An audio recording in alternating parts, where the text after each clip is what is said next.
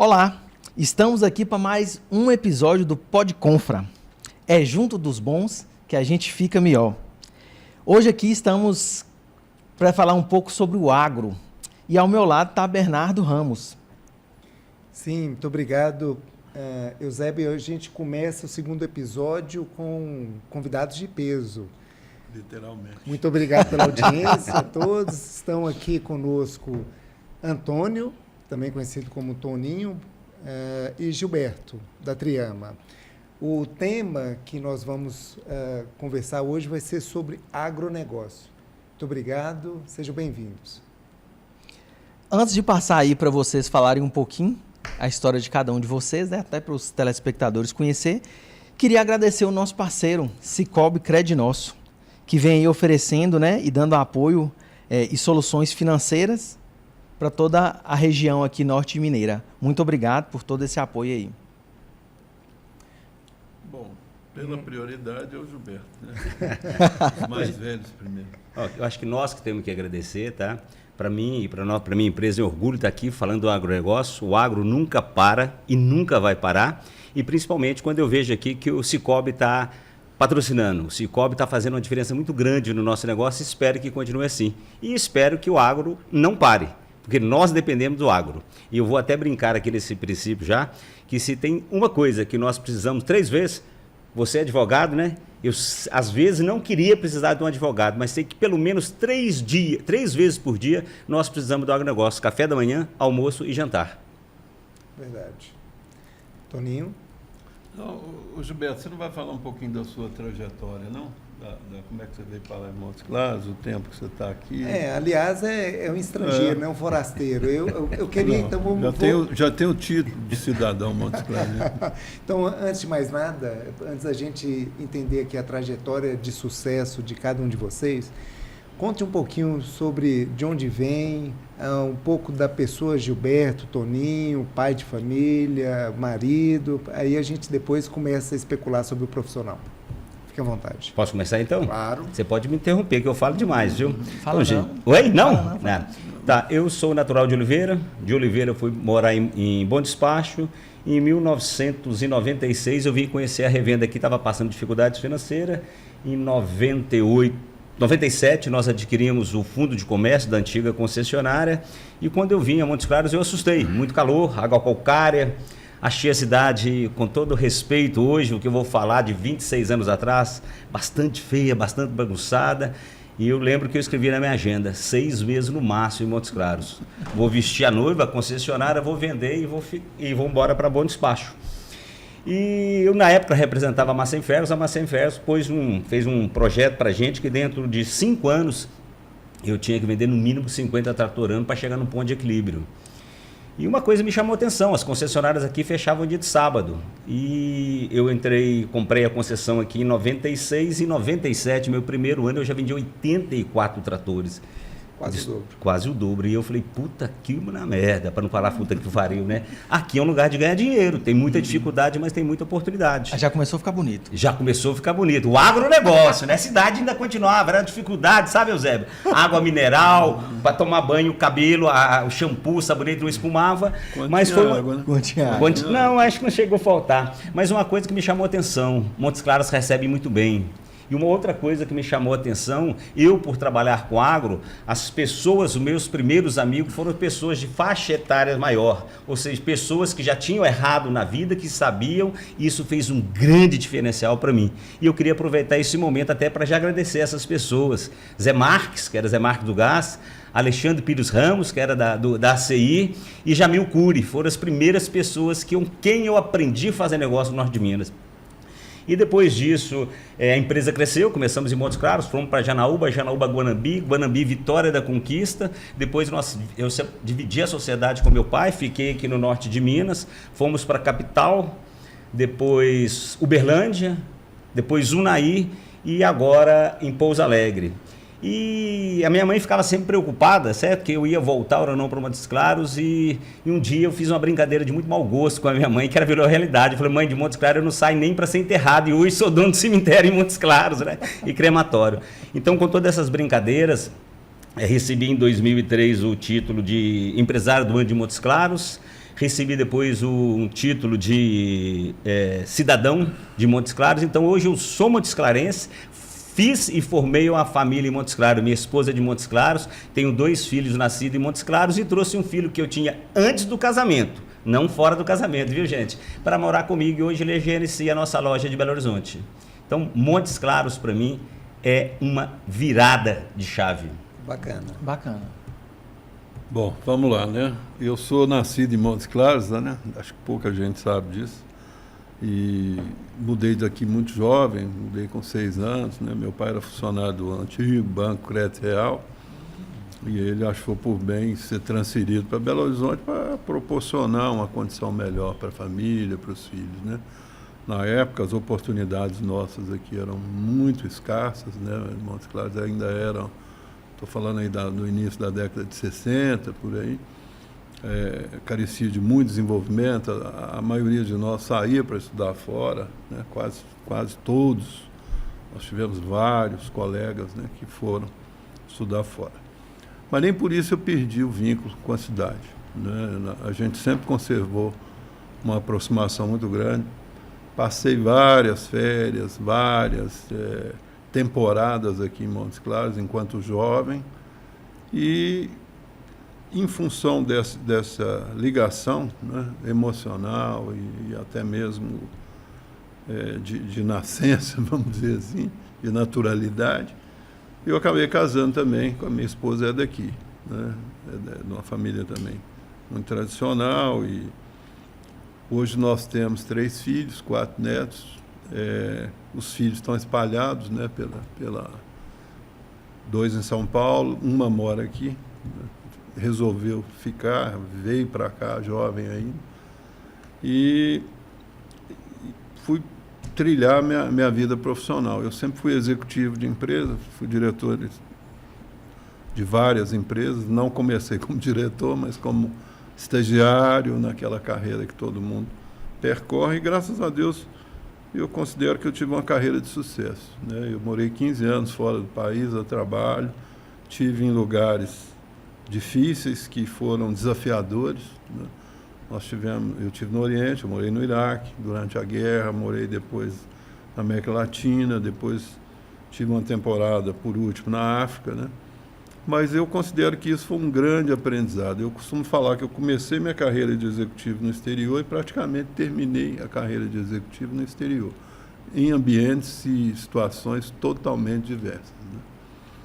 E, bom, e aí? Por que eu estou aqui? Primeiro, pela paixão que eu tenho com Montes Claros, né? Eu acho que o amor que meu pai, minha família me transmitiu, minha mãe, em relação à cidade, em relação à nossa região, de preservação das raízes, de respeito às nossas origens, foi muito grande. Então, eu, por opção, né, falei, não, quando eu não tiver mais velho não, né, Gilberto? Quando eu tiver mais maduro, menos jovem, mais sênior, eu vou voltar para Montes Claros. E com qual objetivo?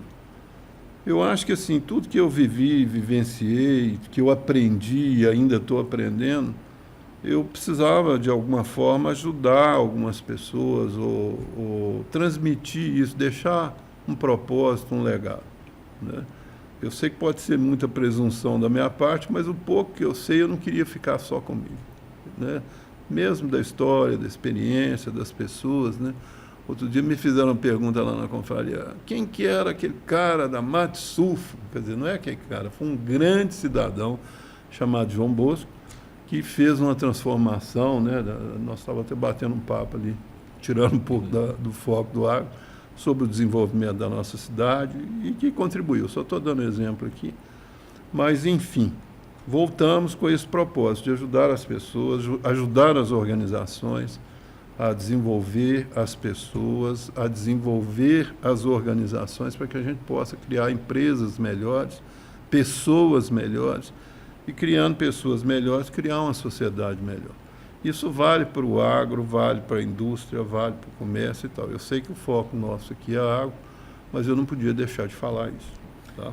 Perfeito. E eu poderia dizer que tem contribuído. Muito obrigado a você, Toninho, pela sua experiência, e a Gilberto também pela participação. E saiba que nós, Montes Clarenses, consideramos você também como Montes Clarense. Eu já me considero.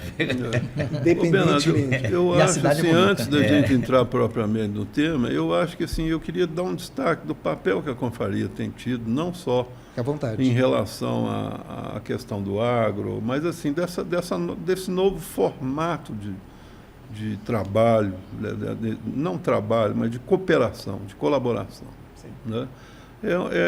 Nós vivemos esse momento de pandemia e, posterior à pandemia, a gente teve que rever uma série de conceitos. E uma das coisas que aconteceu, que nos levou a formar grupos de colaboração, de parceria, né? Porque todo mundo sabe o sufoco que nós todos passamos. E eu acho que a confraria ela nasceu nesse bojo, né? Dessa necessidade da gente estar buscando novas formas de colaboração. E isso é muito bacana. Eu acho que esse exemplo ele tem que ser preservado. A gente tem que divulgar isso de uma forma construtiva, né?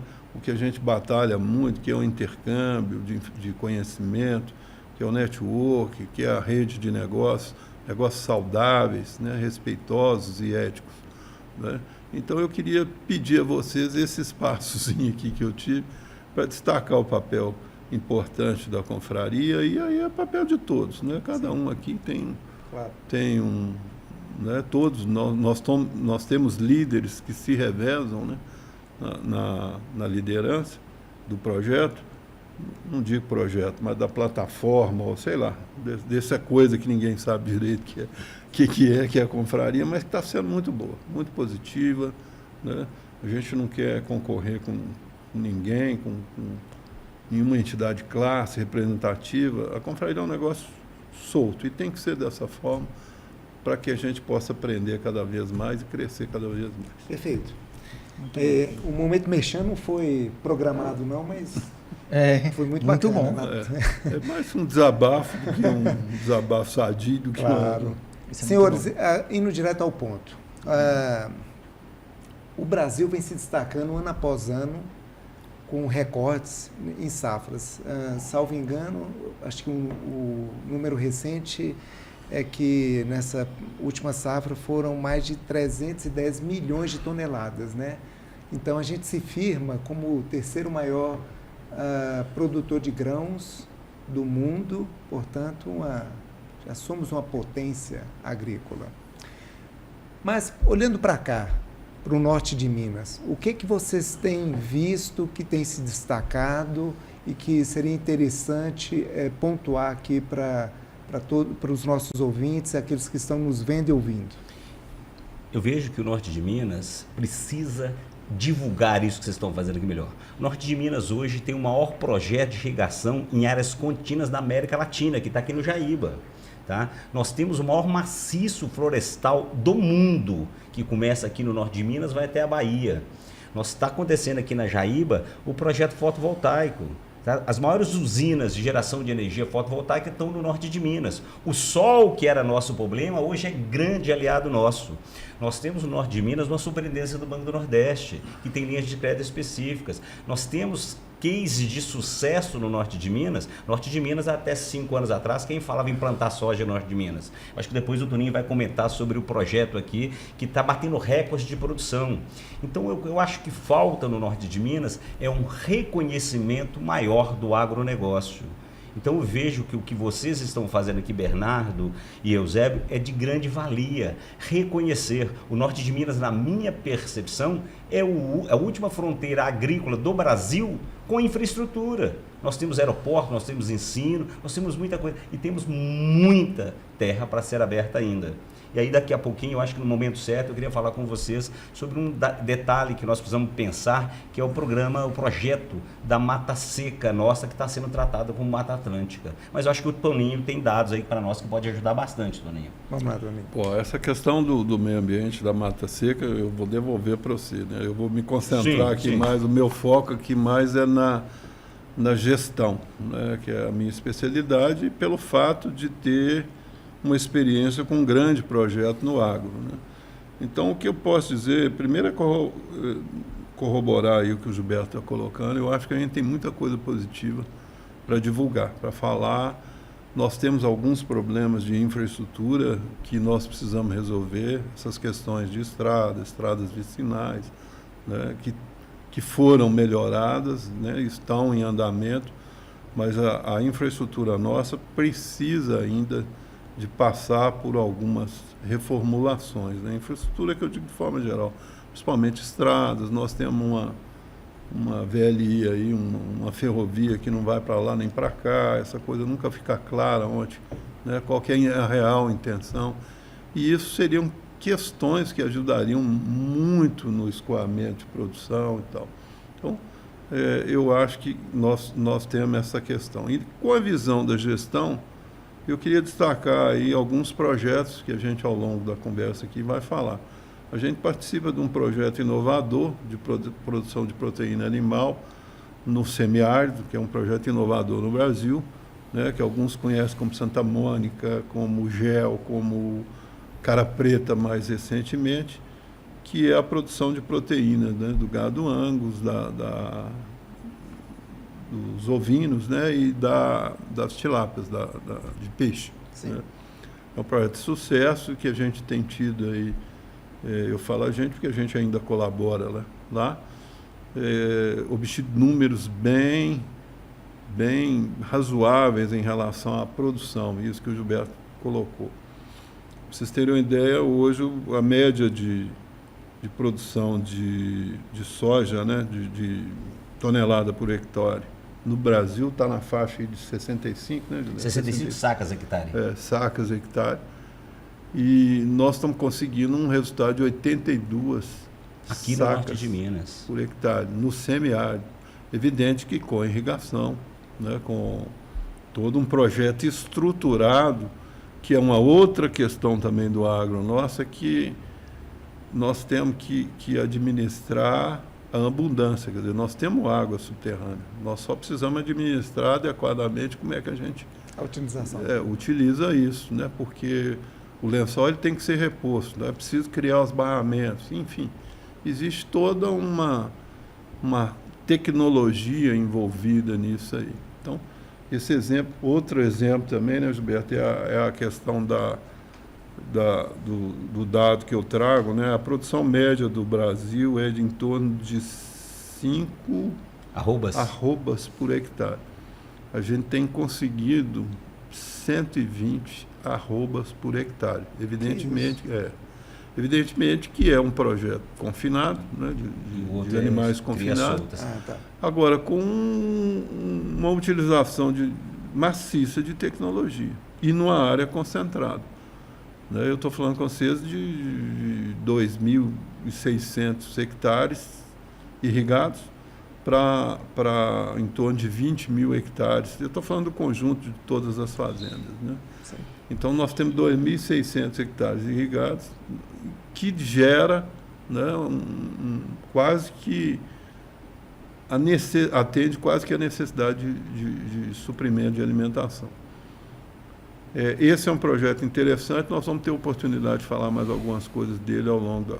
Um outro projeto que eu acho muito relevante, né, que eu estava comentando com o Gilberto, é a Fundação Dom Cabral, a organização a qual eu pertenço, ela está fazendo um projeto de pensar a sociedade rural, pensar o agronegócio através da sociedade rural para os próximos 20 anos.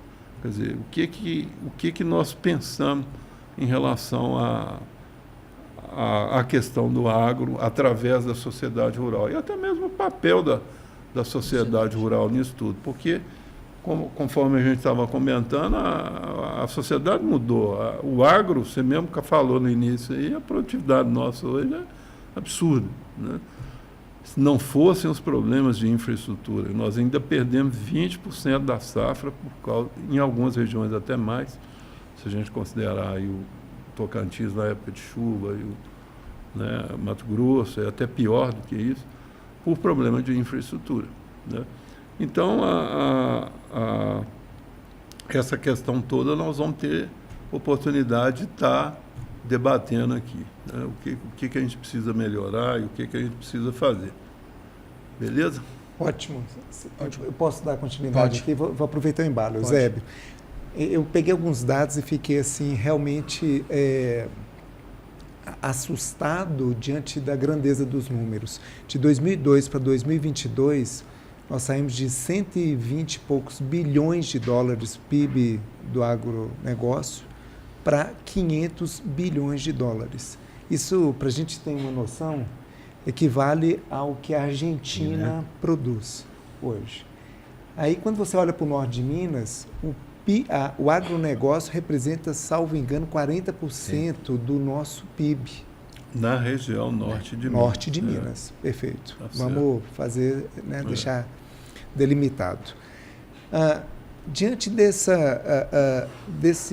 valor, desse peso que o agronegócio representa para o PIB norte-mineiro, o agronegócio não deveria ter uma atuação diferenciada, então os olhos voltados para ele de uma forma que pudesse favorecer mais o homem do campo, ao invés do que a gente tem visto aí. O que vocês acham disso? Eu concordo plenamente com você, Bernardo, e esses dados eu até assustei quando eu pesquisei também. 40% do PIB do norte de Minas vem do agronegócio, e uma região seca. Tá? E se a gente olhar, nós não temos uma representatividade forte. O Toninho acabou de falar aqui da Sociedade Rural. A semana passada a Sociedade Rural fez um trabalho lá sobre águas, certo? Muito bom o trabalho deles. Mas se nós olharmos no nível representatividade, nós temos que ser claro, nós não temos um deputado estadual, um deputado federal que representa o agronegócio. Nós representando 40% do PIB do agronegócio, nós temos a Mata Seca. A Mata Seca nossa é tratada como uma Mata Atlântica. Tem fazendeiro que pode usar só 20% das suas áreas. E se pensar da porteira para dentro, ele está dando um show. Mas quando vai da porteira para fora? E se nós pensarmos isso, quanto desse dinheiro do agronegócio, do norte de Minas, é gastado aqui em Montes Claros, é na minha concessionária, é na concessionária de veículos, é nas lojas de roupa, é nas faculdades, é no hospital. Então eu penso que o produtor rural precisa ser um pouquinho mais respeitado. Isso vem do descobrimento do Brasil. Se vocês lembrarem, a primeira carta mandada para Portugal, o que estava escrito nela? Aqui em si plantando tudo dá. E não é assim mais não, tem tecnologia. O Toninho aqui que falou da empresa lá, são 3 safras por ano, porque é irrigado.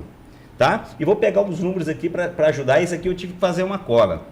Nós já somos o primeiro produtor mundial de soja e o primeiro exportador. Nós somos o primeiro de café e o primeiro exportador também. De toda a soja movimentada no Brasil, movimentada no mundo, 54% sai do Brasil. De todo o café, 26%. Quando vai no açúcar, nós somos o primeiro produtor, primeiro exportador e 44% do açúcar mundial sai do Brasil.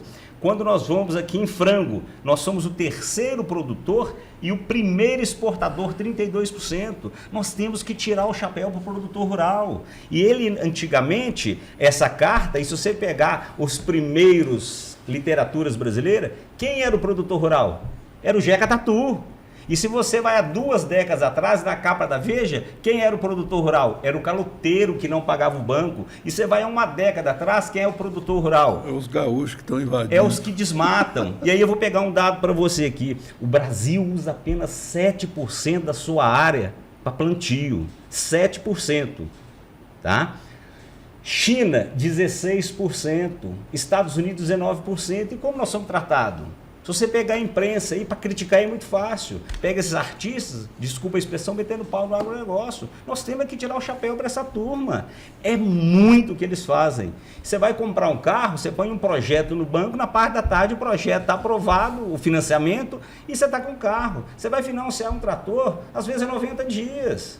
Então eu acho que é isso que nós precisamos juntar a classe empresarial, a imprensa e os deputados, a classe política, desde um vereador até um presidente, para respeitar um pouco melhor o produtor rural.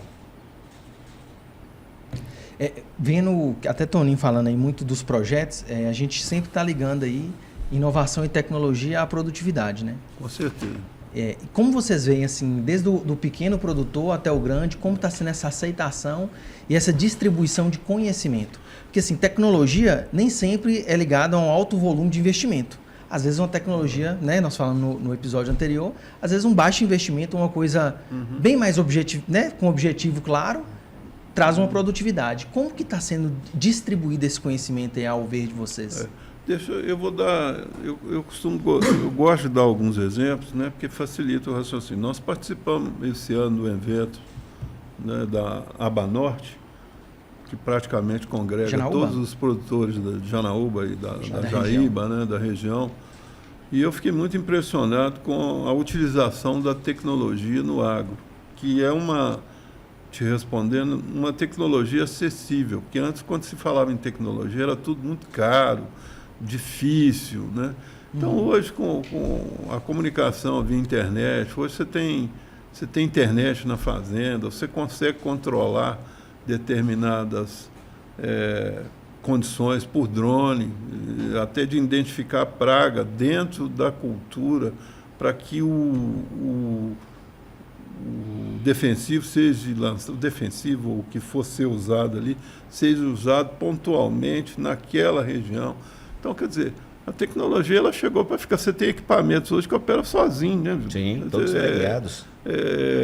O camarada fica sentado numa central lá com o joystick e o equipamento rodando, né? Colhendo e tal. Então, e aí nós estamos falando de equipamento. E tem a tecnologia também de reprodução, de produção animal, que evoluiu também. Você consegue hoje, pela genética, né, da genética do bem, ganhar uma produtividade muito grande em função da melhoria do plantel, né? Então, é uma coisa que chegou para ficar.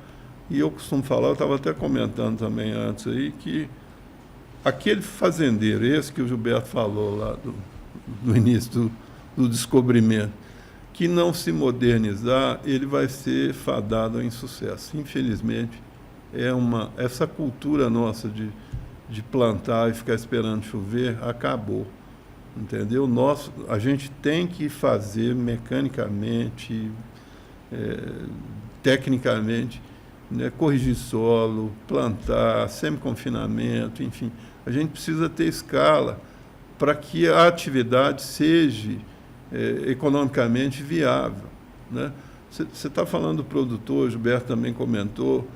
O que aconteceu com a maioria dos grandes produtores rurais?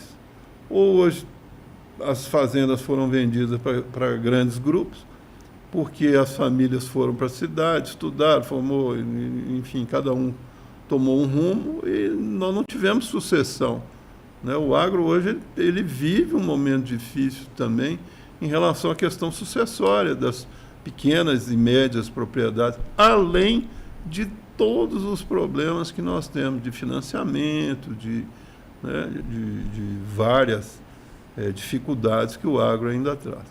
Então, além das preocupações normais, quer dizer, o pessoal ficou mais velho, ou faleceu, ou vendeu, e as fazendas hoje também sofrem dessa questão da profissionalização. Tá? Deixa eu aproveitar esse gancho aqui, Toninho e Gilberto, e também apresentar uns dados, sabe, Eusébio?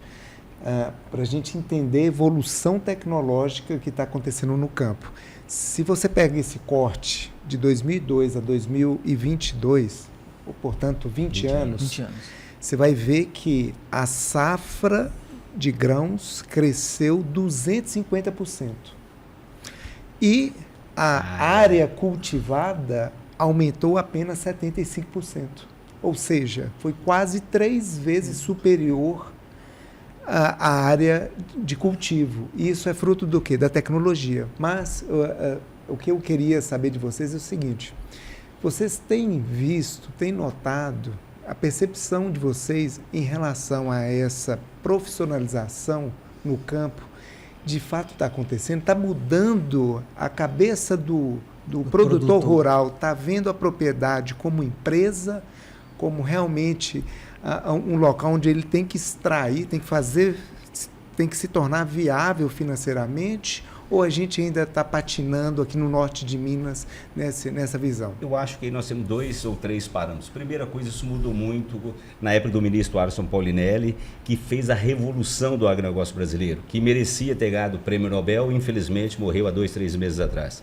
Mas uma coisa muito interessante desses dados seus, o Brasil aumentou drasticamente a produtividade, aumentando um pouquinho só a área desmatada, se vamos falar assim, com isso, com tecnologias. Se nós formos na década de 70, quase toda fazenda que tinha um trator de 60 a 65 cavalos, sem tração nas 4 rodas. Hoje você vai numa fazenda, ela tem que ter um trator de em média 95 cavalos, tracionado, cabinado. A fazenda que se preza hoje tem uma pá carregadeira, que está difícil de mão de obra. Então isso é natural. Antes da tecnologia tem que ter a mecanização. E outra coisa que é muito importante nesse detalhe é que o produtor rural, se nós olharmos, o Brasil tem apenas 500 e poucos anos. Então nós somos meninos ainda do que nós vamos fazer. Como eu dei dados aqui da China, pega a agricultura na China, pega a agricultura na Coreia, pega a própria Europa, né? Há séculos na nossa frente. Então o produtor rural, ele evoluiu bastante, mas ele tem muito para caminhar ainda. Quando você pega o agricultor, ele evoluiu mais rápido do que o pecuarista. O pecuarista está tendo que se profissionalizar. E nós passamos no momento agora, final do ano passado, princípio desse ano, a arroba de boi é mais de R$300. A arroba de boi hoje é 200 e pouco. Mas quando você vê a reposição, hoje está mais fácil repor. Mas só que quem perde sente a perda de imediato. E para ganhar, ele tem que fechar o ciclo. O agronegócio, ele vai continuar sempre. Mas essa tecnologia, esse conhecimento, no passado, o filho do produtor vinha na cidade para estudar e ficava na cidade. Hoje, eu acho que ele tem que estudar para voltar para a fazenda. E isso não está acontecendo na velocidade que nós precisamos. Se nós olharmos também na gestão passada, vamos falar um pouquinho de política aqui, tá? Quantas invasões o MST fez no Brasil inteirinho? E agora mudou muito rápido. Então você não tinha segurança do investimento. Na gestão passada teve, agora eu tenho um pouquinho. Então tem muita coisa para ser feito. E o agronegócio, na minha percepção, está dando um show, mas ainda está engateando. Nós podemos muito mais. Quando você pega os dados que o Toninho passou aqui de produtividade numa área de 2.600 hectares, pensa a oportunidade que nós temos. Mas nós temos muita dificuldade. O produtor ainda não é reconhecido. Ele é tratado como desmatador. E olha o tanto que ele... Nós temos 7%, e esses dados é dados do IBAMA e dados da NASA. Então, nós temos muito, Bernardo e Eusébio, para crescer. Temos uma oportunidade muito grande. E é isso que eu acho que vai dar uma tranquilidade para o Brasil. E outra coisa interessante, há uma década atrás, o Brasil era tratado como celeiro do mundo. Hoje o Brasil é tratado como o pomar do mundo. O que o Brasil produz já está saindo na safra seguinte. Nós não estamos dando conta de armazenar. Por 2 coisas, o que o Toninho comentou, na infraestrutura, de silagens, e outra coisa, capital do produtor para aguentar vender na hora que o preço está bom. Com certeza. Bom, na minha visão, né, Bernardo, não é uma coisa ou outra, não, é um conjunto, né? Então, isso que o Gilberto falou é muito importante, a questão da qualificação da mão de obra, né, desse produtor. Nós precisamos pôr essas entidades da Federação da Agricultura, do Senar, para funcionar, né, dentro desse novo modelo, dentro dessa dificuldade. Nós precisamos aproximar mais esses órgãos. Aí vem Rural Minas, Emater, Senar, o que for, porque a gente tem as instituições, tem as entidades, tem o know-how. Gilberto lembrou um negócio aqui do ex-ministro Alisson Paulinelli, o trabalho que a Embrapa fez, que levou o Brasil a conseguir essas conquistas, né? A gente não pode deixar de citar isso. E aqui no Norte de Minas nós temos todas essas instituições. Então a gente tinha que fazer uma rede, né, de alguma forma, aí, sei lá, rede agro, voltar, talvez dentro da própria confraria, quem sabe, de fomentar esse tipo de discussão e formação. Nós não estamos achando mão de obra mais qualificada. Nós tivemos essa discussão na sociedade rural, agora nesse primeiro evento. Uma das maiores dificuldades que a gente tem hoje na região é mão de obra. E não estou falando nem mão de obra qualificada, não. Eu estou falando de vaqueiro, de alguém que sabe plantar, jogar uma semente e tal. Coisa bem básica, entendeu? E aí vem a distorção, né? De um lado isso e do outro lado a gente passando fome, não tendo acesso ao trabalho, né? Então, é um conjunto de fatores, né? Nós, inclusive, dentro desse projeto maior, nós estamos fazendo um trabalho muito interessante que eu queria citar aqui, o Gilberto conhece, que é o que a gente está chamando de parceiro produtor. É você ter no norte de Minas aqui parceiros que produzem para o projeto maior absorver. Porque você tem aí hoje, em termos de números, arredondando aqui para vocês, essa empresa ela vai comprar quase 200 milhões de reais por ano, né? O orçamento para o ano que vem em torno disso, fora da região, porque nós não temos fornecedor local de grãos, de animais, né? Quer dizer, nós estamos procurando fomentar esse projeto, ele vai ser retomado no ano que vem, estou até aqui dando a notícia Spoiler. em primeira mão. Opa. Mas nós tentamos no passado, infelizmente por uma série de razões, até talvez por oportunidade, era muito mais interessante você vender o boi fora do que dentro do projeto, mas ele vai ser retomado ano que vem como uma forma de incentivar. Vocês imaginam, gente, 200 milhões de reais dentro da nossa região de compra, olha o que isso não transforma. Sim. Nós falamos da Jaíba aqui, a gente ainda tem áreas ociosas na Jaíba que a gente pode fazer rede de fornecimento de grãos, né? A gente tem como evoluir em algumas questões. E antes já que falou do projeto Jaíba, eu não poderia deixar de citar aqui, né, Gilberto, a questão do projeto Jequitaí. É um projeto de concessão da barragem, né, que está em andamento. É evidente que tem mais, é uma concessão, mas é uma concessão através de concorrência pública, né? Então, esse edital ele já foi aprovado pelo Tribunal de Contas da União, está sendo conduzido pela Codevasf, junto com o governo, né, de Minas. É um projeto grande, para vocês terem uma ideia, em termos de investimento, deve ser alguma coisa em torno de 2 bilhões de reais, né, que é terminar a barragem. Lá tem uma barragem mais alta e uma mais baixa, são 2 usinas PCHs de geração de energia. E esse ano vai sair? Não, esse ano não vai, porque existe uma questão que precisa ser equacionada, que é o financiamento disso, né? Nenhuma empresa tem, por mais capital que tenha, Gilberto sabe, né, todos vocês estão, né, nós temos uma confraria empresarial, ninguém consegue arrancar 2 bilhões de reais para fazer um projeto e esperar resultado disso, né? Porque é uma coisa que se dá aí com 20, 25, 30 anos, que é o prazo da concessão.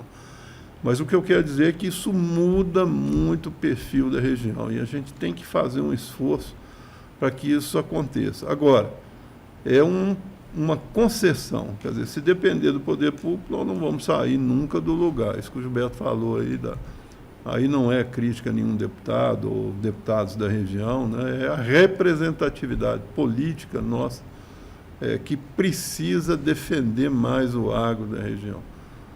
A gente não tem assim eu não estou querendo comparar, não, nem gosto, mas você pega a bancada do Nordeste, por exemplo, os caras falam grosso e conseguem um monte de coisa. Nós estamos numa região tão difícil ou tão boa quanto e lutamos e conseguimos pouco, né? Mas não é para comparar, não é pelo lado negativo. Eu acho que a gente tem que unir forças e tocar, porque esse projeto é um projeto muito importante, isso muda a cara, o coração da região e resolve um problema sério, tanto do Rio São Francisco quanto de abastecimento de água de Montes Claros. Sim. Doutor, se você não quer comparar, eu quero comparar, tá? Fica à vontade. Eu quero comparar, que já que nós estamos falando para empresários, a confraria é um grupo de empresários, nós estamos com vários empreendimentos no norte de Minas. Novo, Eurofarma, Jequitaí, Eco 135, é 135 mesmo, não é isso? Isso. Ponte do São Francisco, aquela coisa toda. E falta máquinas. E aí o que eu quero comparar é isso. Vocês que estão nos ouvindo, que são empresários, vocês que fazem investimento, o Toninho falou em investimento aqui, retorno de investimento, no caso de 2 bilhões na usina de Jequitaí. No projeto de Jequitaí. Né, o que eu quero ver? Uma vez o empresário está aplicando dinheiro ou comprando um imóvel e alugando. Você sabe, o imóvel bem alugado ele dá quanto por cento de valor de aluguel? Acima de 0,5% já 0,7% é um excelente negócio, ótimo. 1% é maravilha. Então, com esse tanto de projeto aqui, falta máquina, falta trator, e um produto alugado, ele dá de 5% a 10%. Então falta visão, falta divulgação. Então tem linha de crédito para isso. Então chega oportunidade, como está chegando aqui, e vem grandes empresas de fora ganhar dinheiro na nossa área, nessas fábricas que eu citei aqui. A maioria dos construtores, dos locadores não são daqui. Quando o daqui acorda, a obra já está tarde. Hoje eu vendi 3 máquinas hoje. 2 para carregadeira e uma plataforma para prestar serviço numa empresa. Mas se ele tivesse pensado na frente, se a associação comercial, CDL, nós da confraria tivesse mostrado isso, entendeu? Tem muita oportunidade aqui. Às vezes nós estamos indo lá fora tentar a oportunidade e ela está debaixo do nosso nariz. E tem gente vindo de fora para cá, nós reclamando que é a região pobre, mas nós estamos numa região de oportunidade. O Toninho comentou sobre tamanho de fazendas. Muitas empresas de fora vindo comprando terra aqui, terra está muito barata ainda. Então, gente... Talvez da região sudeste seja ainda o local de terras mais baratas, né, e que necessariamente não são ruins, né? A gente precisa de um pouquinho d'água, né, Gilberto? Toninho, eu vou te falar que não é talvez não, é com certeza, viu? Nós temos a topografia, o sol que era o problema, hoje é um grande aliado nosso, sim, certo? Então tem muitas oportunidades aqui. O que eu queria, o que eu sonho é que alguém, como vocês estão fazendo aqui, levante essa bandeira e divulgue o agronegócio. Que nós, eu faço parte, eu estou junto, obrigado, viu? É junto do bom? Que a gente fica melhor. É isso aí. Deixa eu aproveitar seu gancho, Gilberto, que... eu acho, e fazendo coro aí às suas palavras, eu acho que o norte de Minas é o local da oportunidade. E também eu penso que a gente tem que parar de aguardar de braços cruzados e começarmos a fazer as coisas. O que também me leva a ponderar dessa forma é quando a gente vê os dados, né? Eu estou parecendo que eu estou o rapaz dos números aqui. Mas o agronegócio, é porque isso me impactou, o agronegócio representa 30% da mão de obra da população ocupada. Em torno de 300 mil pessoas aqui na nossa região. Em Minas. Em Minas todas ou só no norte de Minas? Não, em Minas. Deixa eu ver aqui. Mas é um número expressivo, Toninho. E aí, quando você vê isso e olha para o seu entorno, você não vê instituições específicas, você não tem um Senar, tem essas instituições, mas eu acho que a gente que poderia estar ultrapassando essas barreiras, sabe? O Toninho traz aqui a informação para a gente de que está faltando vaqueiro, não é isso, Toninho? Está faltando tudo. Operador de equipamento. E a máquina que Gilberto vende, hoje o Jeca Tatu de antigamente não pode estar à frente. Ele tem que ter um mínimo de instrução, de conhecimento. E a gente, cadê os estabelecimentos, as instituições para estar podendo trabalhar e a gente alterando esse gap, né? Porque, do contrário, a gente vai ser aquela eterna terra da oportunidade que não vingou. Então, assim, é mais que um clamor mesmo, né? Para a gente pensar em realmente fazer algo. É mais que um clamor, é mais que uma oportunidade. Você comentou das máquinas aí. Hoje, no passado, meu pai mexe com isso há muito tempo, o cliente comprava um trator, pegava um manual, que era o manual ainda, levava, colocava em cima do guarda-roupa e punha na mão de um vaqueiro, com todo respeito ao vaqueiro, que mal sabia ler. E ele comprava um carro que é a metade e não deixava o filho e a esposa dirigir. Essa mentalidade que nós precisamos de mudar, certo? E isso está mudando um pouquinho, até eu tenho uma informação, não sei se ela é real, que já no Sindicato Rural nós vamos ter 2 vice-presidentes. As mulheres estão entrando no agronegócio. Nós temos que tirar o chapéu. Eu brinco muito, se a minha esposa pedir para mim olhar o leite fervendo, eu vou ficar olhando, eu olhei do lado do leite derramou. Porque nós só temos um foco e a mulher tem vários, a mulher tem mais habilidade do que a gente, a mulher é mais caprichosa. Quando você vai na ordenha mecânica, a maioria das pessoas que trabalham são as mulheres, elas são mais cuidadosas, são mais higiênicas do que a gente. Então, quando isso mudar, eu acho que pode ser um pouquinho tarde, mas está mudando. Então, de novo, você falou aí do Senar, da Emater. A Emater tem um trabalho lindo, mas dá conta de fazer? E de novo, eu vou repetir aqui, o fazendeiro do passado, eu não gosto da palavra fazendeiro, ele tem que ser um empresário do agronegócio. Eu tenho um vídeo, eu tenho uma empresa, vou falar por mim aqui, eu tenho a empresa, eu tenho controle de caixa, eu tenho funcionário, eu tenho livro caixa, eu tenho toda a estrutura dela. Eu tenho 2 fazendas que fica ainda a desejar. Então eu vejo que eu também estou errado. Mas quando eu vejo os meus vizinhos sendo mais profissionais, então tem muitas oportunidades ainda no agronegócio.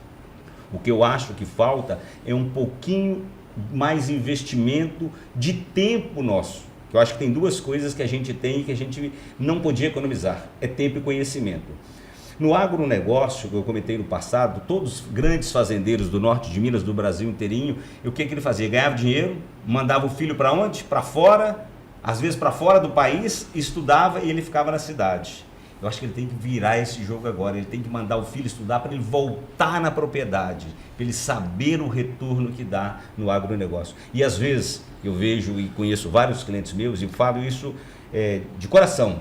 Ele tem uma fazenda que vale milhões e está lá na mão dele e de um vagueiro, com todo respeito. E ele tem uma loja, uma franquia na cidade que é muito mais bem administrada. E a fazenda vale às vezes 5 vezes o que ele tem na cidade. Você sabia que Gilberto tinha fazenda? Também. Não sabia. Tá vendo? Falta divulgação. Falta divulgação. Você falou muito... Você tem que ver o que Gilberto não tem. Não tem, né? Tempo. Eu vou contar uma fofoca aqui no meio da gravação. O dia ele mandou um aviso para nós no WhatsApp que o telefone dele Tinha sido clonado e que tinha alguém pedindo dinheiro em nome dele. Aí nós falamos, não precisa não, que a gente sabe que foi. A gente sabe Que não é esse o caso. Vamos voltar ao podcast aqui, gente. É agronegócio. O agro não para e nós também não.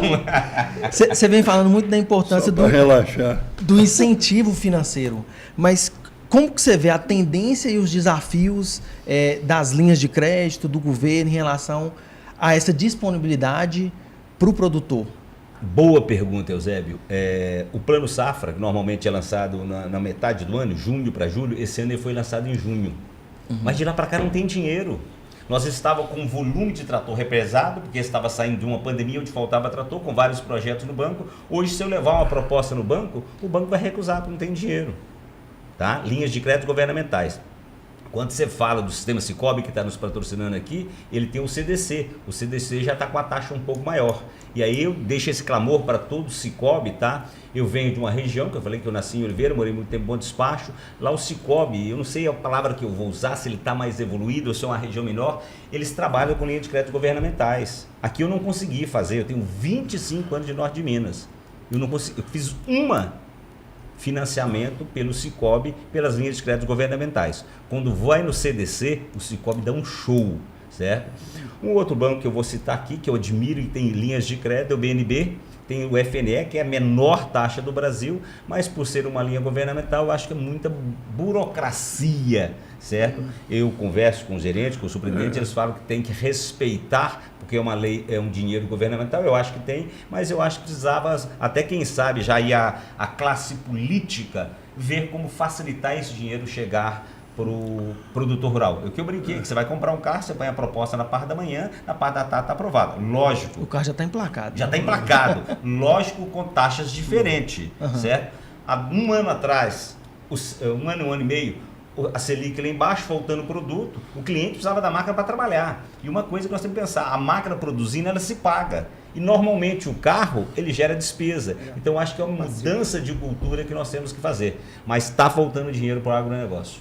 Eu até complementando o Gilberto aí, essa questão do FNE, por exemplo, em média, voltam ao Tesouro por ano em torno de 2 bilhões de reais que não são aplicados.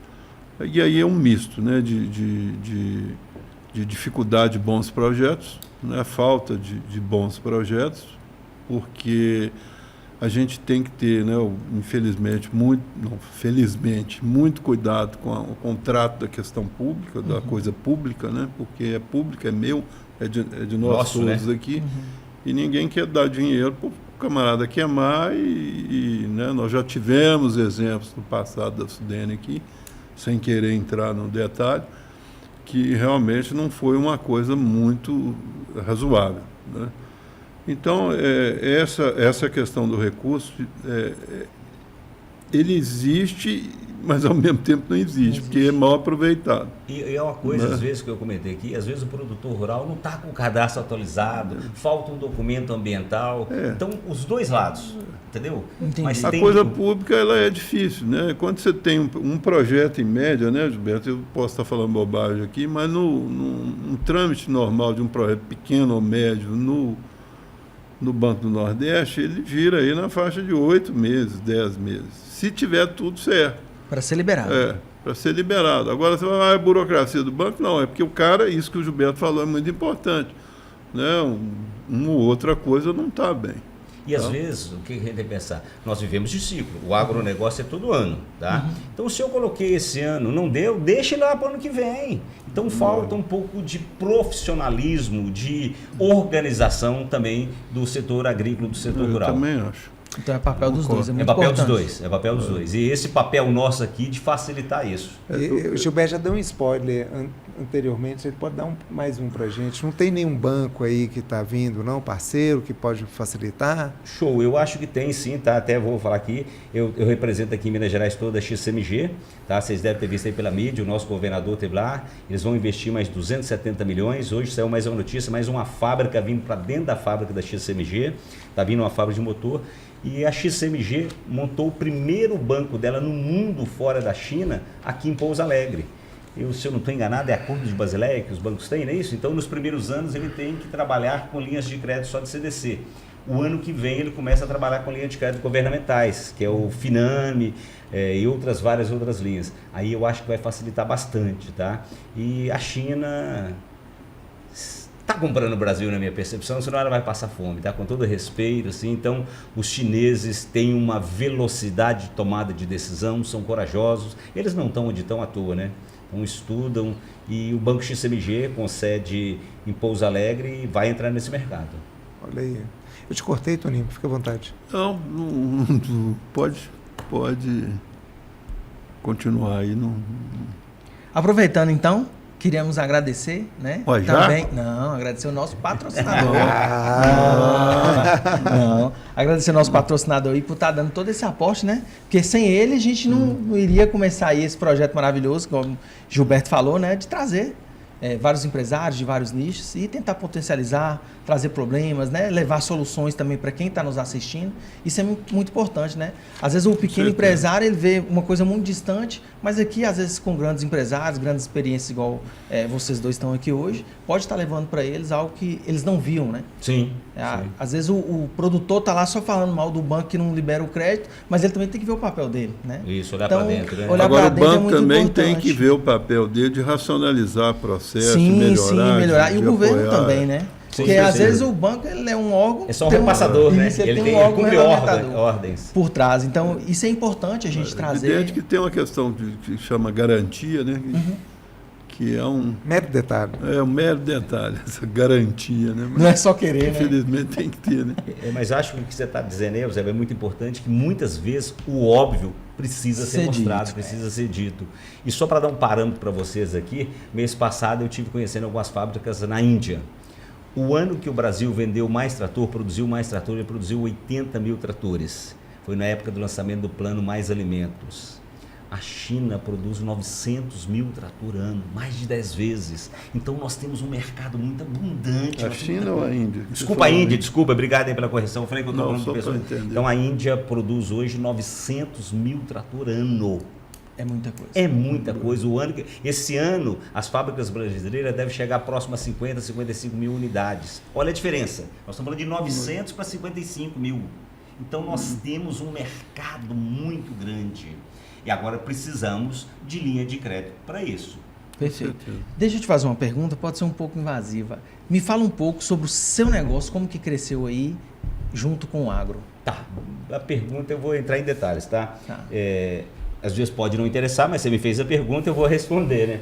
Eu vim para Montes Claros, como eu te falei, com a meta de montar uma concessionária e voltar para minha terra natal, Bom Despacho. 50 tratores, né? 55 tratores ano. Eu representava uma marca americana, tá? Que há 2 anos atrás eu meti essa marca. Eu representava essa marca em 90 municípios, basicamente na área mineira da Sudene. Visão Americana, eles querem grande play. Me forçaram a vender, me fizeram uma proposta de venda, fiz um valuation, que vocês sabem aí o que eu estou falando, fiz a proposta. No Brasil existe uma lei que chama Renato Ferrari, que garante o direito dos concessionários. Eu vendi minha concessão para uma empresa de Belo Horizonte. Só um adendo. Valuation, para quem está nos assistindo e não sabe, é precificação de quanto que a empresa vale. Obrigado. Eu acho que a única palavra que você falar em inglês é essa. Brincadeira aqui, gente. Ô, Bernardo, desculpa, Eusébio, mas é isso de fato. E aí eu falei, gente, eu trabalhava com essa empresa americana, vou citar o nome, Massey Ferguson, e trabalhava com a XCMG. E você trabalhar com o americano e com o oriental, a diferença é muito grande. A decisão de um lado é muito rápida, do outro lado é muito processo, é muito diretoria, é muita coisa. E eu peguei e falei, pô, já que eu vendi, eu vou atrás de uma empresa. Fiz a pesquisa, as empresas de tratores que não tinham concessionária aqui e em Belo Horizonte, e eu me deparei com a Yamaha, japonesa. Fui à fábrica com a cara e a coragem, um projetinho debaixo do braço. Aí eu agradeço aqui a Jamil Bipcuri, que ensinou a fazer no projeto. Entreguei o projeto, falei que queria ser concessionário aqui no norte de Minas. Eles falaram, bem provável, eu vou te visitar, certo? Eu acho que não passou 2 semanas, que foi na pandemia, vieram me visitar e falaram, aqui nós já temos um possível concessionário, mas em Belo Horizonte eu vou te dar a concessão. Eu falei, pô, na capital, mas eu não quero ir para a capital, meu filho está na capital. Forcei um pouquinho e peguei a concessão. E o que acontece? O trator que eu represento hoje, o Yamaha, ele é extremamente econômico, bem mais barato do que as outras marcas, e um trator bem tradicional, bem rústico, certo? Então esse que foi o sucesso. Eu saí de uma média de 100 tratores ano passado eu entreguei 458 tratores. Foi um momento que o agronegócio passou também. 400 e quanto? 458 para ser preciso. Tratores vermelhos, sem contar a linha amarela, tá? Então eu acho que... Só para diferenciar, a amarela é... A amarela é XCMG, Entendi. Produzida aqui em Pouso Alegre, Minas Gerais, Entendi. tá? É uma das linhas mais completas do mundo, é o 3º maior fabricante, tá? Perde para uma americana, que é a Caterpillar, ou uma japonesa, que é a Komatsu, se eu não estou enganado, ela vem em 3º. É uma das fábricas que mais cresce. A mesma coisa está acontecendo com a Yamaha, crescendo muito, e ela focou no nicho de trator, que é trator de 26 cavalos até 105 cavalos. 80% da nossa venda está nesse nicho de tratores. E com isso também nós ampliamos a nossa área de atuação. Nós saímos do norte de Minas, nós fomos para Unai, no noroeste, um dos maiores PIBs do agronegócio de Minas Gerais, e estamos na capital com a Yamaha. E com a XCMG no estado inteirinho. No primeiro trimestre do ano que vem nós inauguramos uma filial lá do lado da fábrica para atender a linha amarela, a linha industrial. Quer ver que interessante? Você falou Unai, eu vi uma pesquisa hoje. Unai é a primeira cidade do estado de Minas Gerais que mais se desenvolveu em razão do agro. Sim, sim. Com certeza. É o maior PIB do agronegócio mineiro e o 23º do Brasil, se eu não estou enganado. Mas de Minas Gerais é o maior PIB. E, como referência, eu montei uma filial lá. É um metro quadrado mais caro que a capital. Por quê? O agronegócio está bombando. Ele puxa, né? Ele puxa muita régua para cima. Entendi. Bernardo, você tocou num ponto que eu acho importante a gente refletir sobre essas regiões no entorno nosso aqui, que é a região de Januária, ali para dentro, onde Pintópolis, onde eles estão fazendo a obra, a rodovia que vai ligar a Brasília. Aquilo ali é uma região também assim que essas obras que já estão acontecendo estiverem prontas, vai mudar muito o perfil socioeconômico daquela região, porque praticamente é uma repetição, né, Gilberto, da Chapada Gaúcha, enfim, de todo o desenvolvimento de todo o desenvolvimento que o Cerrado proporcionou, né? O problema ali realmente era a infraestrutura viária de transporte. Você tem uma ideia, o que eu estou falando não é bobagem, mas você vai gastar daqui de Montes Claros a Brasília 5 horas e meia, 6 horas, né, passando por aqui. Né? Uma redução significativa. Você imagina isso para um escoamento de produção. Né? O que representa isso? E você imagina isso numa oportunidade de terras baratas ainda, com certeza. Certo? Que às vezes nós daqui mesmo não estamos vendo. As pessoas de fora estão vindo e... Muito. Outra coisa que o Gilberto tocou, muito importante isso, muitos investimentos de pessoas de outros estados na região. Só dando um exemplo, outro dia eu fui lá na Jaíba almoçar, um restaurante lá, você tem um monte de gente de uniforme, crachá. Então você vê a coisa mudando. A Jaíba hoje, a Jaíba cidade, você alugar algum imóvel, é uma dificuldade. Evidente que você pleno emprego, né? Jaíba, se você não marcar restaurante ou hotel, você fica sem. Eu estou indo por coincidência amanhã para lá. É mesmo? Olha para você ver, na época da Expo Montes, eu recebi uma ligação. Ô Zé, aqui é de São Paulo, querendo que você faça a cobertura de um evento. Mas quantas pessoas? 8 pessoas. 8 pessoas? E onde que é? Fazenda assim, assim, assado. Lá para Janaúba. Mas tá, qual que é o grupo? O grupo Brooksfield, que tem o grupo Elera, né? Aí, lá vai... Brook, né? Brookfield. Aí lá, colocamos uma botona, falei, lá é terra, vambora, né? Fomos. Aí no meio do nada, não tem internet lá e tal. Fui sem saber o que era. Meu amigo, quando eu entrei, sem brincadeira, eu fiquei... Você foi, Pedro? Pedro foi. Mas o que era de placa. Placa fotovoltaica, né? Pedro subiu o drone que não acabava mais do que era de usina. E nós fizemos assim o vídeo. É a maior usina da América Latina ativa. Vão ter mais que já estão em construção e planejadas. Da própria Vale, mais à frente. Mais à frente. Mas assim, é um mar de placas. Aí você olha e estuda todo o fundo de investimento, não são daqui. Mas a gente pode aproveitar esses investimentos pesados. Pesado, né? Agora, Bernardo, só antes do seu... Claro. Eu vou aproveitar que o Bernardo falou, essa empresa vem de fora e traz prestadores de serviço de fora, nós estamos perdendo a oportunidade. Se aí nós voltando aqui nas entidades, Associação Comercial, CDL, busca isso e chama os empresários, a gente vai ter esse investimento. E prefeitura também. Sim, prefeitura. Porque ela também tem um papel importante. Sim, o que isso vai gerar de ICMS, de ISS, né? ISS para as prefeituras. Gente, o que Jaíba, Janaúba vai receber mensal, muda a realidade da cidade, puxa a régua lá para cima. Mas o que eu queria só destacar é essa capacidade nossa de produção de energia limpa, que isso não existia. O nosso amigo Sol, conforme o Gilberto falou, né, e até de biodigestor também, que hoje a gente já produz, né, você já tem produção de energia gerada por biodigestor. Tem, mas Santa Catarina ainda está à frente. Agora, Minas, em fotovoltaica... Ninguém passa. E tem uma oportunidade que é eólica também. Eu estou dando assim, exemplos, né? Você tem a própria água, né? Energia que é considerada, né, não é uma energia, né, que polui. Nós estamos aí com muitas opções. Muitas opções. Vamos que vamos. Olha só, eu acho que a gente já está chegando ao final, porque eu acabei você, meu caro. Também acabei, hein? Então agora nos resta agradecer muitíssimo aos nossos amigos e confrades que disponibilizaram o tempo de vocês, o conhecimento, de coração, muito obrigado mesmo. Isso aqui é um projeto de todos nós, né? A intenção é que com esse bate-papo a gente possa estar inspirando e ajudando muitos daqueles que estão nos vendo e ouvindo. Então, assim, muitíssimo obrigado. Eu gostaria, antes de passar a palavra de vocês também deixassem aí o contato, onde é que a turma pode encontrar cada um de vocês, tá bom? Beleza. Tá. Eu acho que quem tem que agradecer somos nós, tá? Eu aprendi com o finado Padre Murta que uma das coisas mais bonitas da vida é a gratidão. Mas mais bonita que a gratidão é a retribuição. Eu acho que eu tenho que retribuir para Montes Claros, pelo Norte de Minas. Eu citei o nome de alguns aqui e esqueci de uma pessoa que é o Zé Delmar, da antiga Crevac, que me convidou para fazer parte do sindicato, que eu viajei grande parte aí com ele, trazendo informações para o Norte de Minas. Então, como eu fui recebido, como essas pessoas doaram seu tempo, conhecimento, eu acho que o mínimo que eu tenho que fazer é retribuir.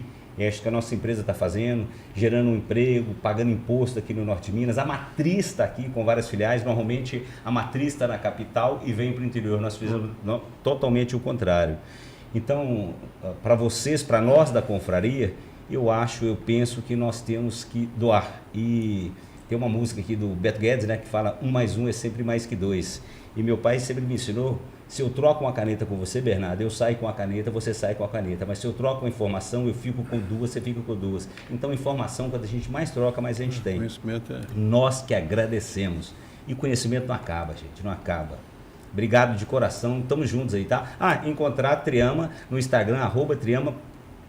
E o telefone, o 0800, eu não sei de cabeça, mas vocês vão procurar na internet, tá tudo. E o Eusébio é bom e vai colocar aqui no site para nós. Eusébio. No final, eu não ligo para mim. No final vai ter os caracteres lá, né? Isso. Vamos cortar, obrigado, viu, Bernardo? Obrigado, Então Eusébio. Vocês levantaram a bola certinho para a gente cortar, viu? Bernardo, mas é isso que o Gilberto falou, quem agradece somos nós, né?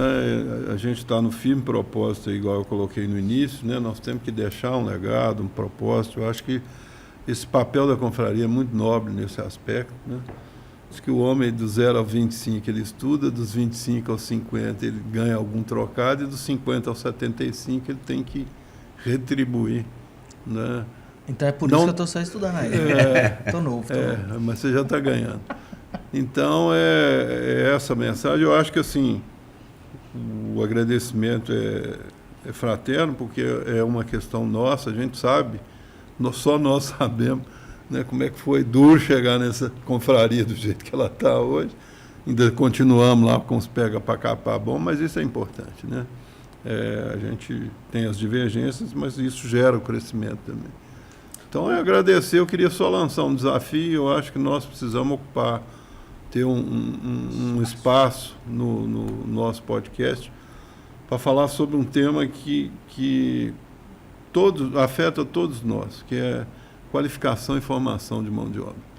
Então, fica aqui fica a minha sugestão e o meu desafio, né, para nós, da gente focar nisso, como é que nós podemos colaborar com o desenvolvimento da sociedade como um todo, principalmente com foco no norte de Minas, né? Não adianta você você investir 7 bilhões numa nova, isso você não vai conseguir pôr um operador lá. Eu não vou nem falar inglês, não, porque, né, já é pré-requisito. Né? Então, acho que o desafio nosso é esse e fica aí o agradecimento mesmo a vocês dois. Acho que vocês dois estão indo bem como entrevistadores. Na hora que chegar, elogio, tá muito bem. Acho que na hora que chegar no 10º podcast vai estar melhor. Vai estar melhor. Já está melhor do que o primeiro, né? Só mais um detalhe que eu acho importante aqui. Nós que somos empresários, sabemos a dificuldade de ser empresário nesse Brasil, com a carga tributária, com as mudanças de legislação e tudo mais. E eu faço por paixão e por amor. Eu não podia esquecer aqui da minha família que aceitou eu ficar muito tempo distante da família para chegar onde cheguei, e a minha equipe. Se nós chegamos aqui, que eu tenho uma equipe muito boa no back-office, né? Falei outra palavra em inglês aqui agora. Back-office, para quem não sabe, é por trás da empresa. Eu acho que eles estão na minha frente, eu estou seguindo eles, viu? Então, obrigado mais uma vez à minha equipe, à minha família e principalmente, nós chegamos aqui, o cliente que acreditou na nossa marca. Agora um recado para toda a confraria, tá? A confraria vai pagar o jantar nosso hoje. São quase 11 horas da noite e nós estamos morrendo de fome. Eu ainda tenho que olhar menino. Isso aí. E Eusébio, quem quiser falar com você, te acha onde? Eusébio Nobre lá no Instagram ou Nobles Market. Ótimo. E você, Bernardo? Vai me achar na Alternativa Bernardo ou na Alternativa Publicidade. A todos, muito obrigado e até o próximo episódio. Gente, muito obrigado. Tchau, tchau.